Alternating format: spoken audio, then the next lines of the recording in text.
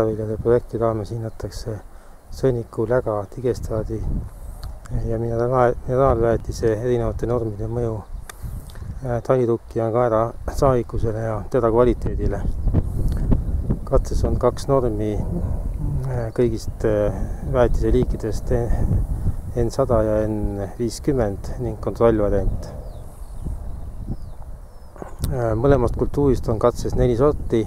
Eesti sortidest on katses talituki sort Elvi ja kaerasort Kalle, mis sobib hästi ka mahetingimustes kasvatamiseks.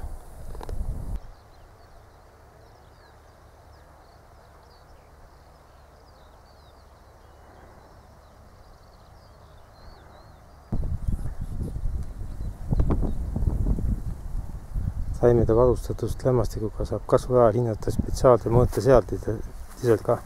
Mida suurem on seadelise näit, seda parem on varustatus lämmastikuga.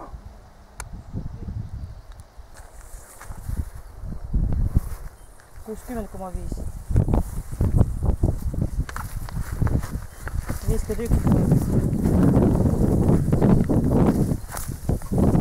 $46,7 56,2